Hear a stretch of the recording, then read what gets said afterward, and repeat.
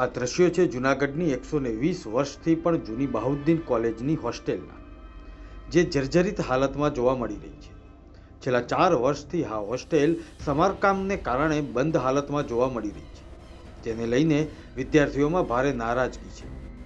દૂર દૂરથી અભ્યાસ અર્થે આવતા વિદ્યાર્થીઓ માટે હોસ્ટેલ બંધ હોવાથી ન છૂટકે ખાનગી હોસ્ટેલનો સહારો કરીને મોટો ખર્ચ કરી રહ્યા છે. આ બાબતે બહાઉદ્દીન આર્ટ્સ કોલેજના આચાર્ય દ્વારા જણાવવામાં આવ્યું કે હોસ્ટેલનું કામ વહેલી તકે પૂર્ણ થાય તે માટે પ્રયાસો હાથ ધરાયા છે. માર્ગ અને મકાન વિભાગ દ્વારા જરૂરી કાર્યવાહી પણ શરૂ કરવામાં આવી છે.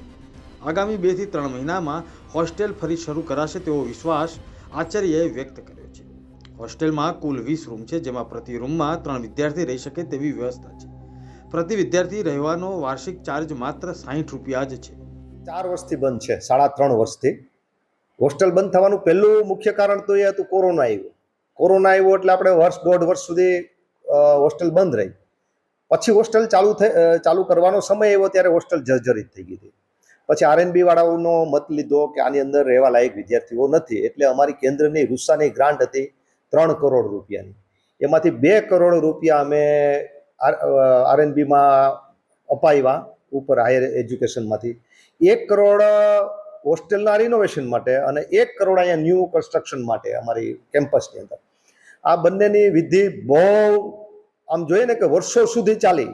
કંઈક ને કંઈક સરકારી જે વિધિ હોય એમાં કંઈક ના કંઈક ટેકનિકલ અંત અને એવા ફોલ્ટ અને ભૂલો આવવાના કારણે ખૂબ વાર લાગી.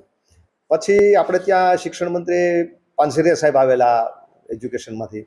એમને પણ મોઢે વાત કરી, એમણે આરએનબીના અધિકારીઓ સાથે વાત કરી અને પછી થોડીક પ્રોસેસ એકદમ સ્પીડી બની અને એ પૈસા અત્યારે આપણે લગભગ 6 મહિના પહેલાં બધા જ પૈસા આરએનબીના હવાલે મેં કરી દીધા.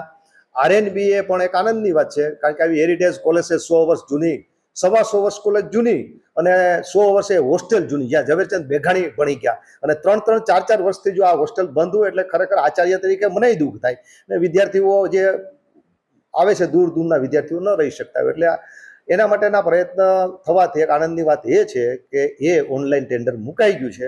2 મહિના કે 3 મહિનાની અંદર હોસ્ટેલની કામગીરી ચાલુ થઈ જાય, ન્યૂ કન્સ્ટ્રક્શનની કામગીરી ચાલુ થઈ જાય અને હવે ટૂંક સમયમાં અહીંના આપણા ધારાસભ્યશ્રી પણ ઘણી વખત અવારનવાર મને આવી પૂછપરછ કરે છે અને એક જૂનાગઢનું ઘરેણું છે, એટલે આના માટે સૌ રાજકીય લોકો, સૌ સામાજિક લોકો, સૌ પત્રકાર ભાઈઓ અને શિક્ષણ પ્રેમીઓ, વિદ્યાર્થી સંગઠનો, આ બધાનો ખૂબ ખૂબ હું આભાર માનું છું કે હવે આપણે આમ તીર્થના કિનારે પહોંચ્યા એવી પરિસ્થિતિ હવે આવી છે.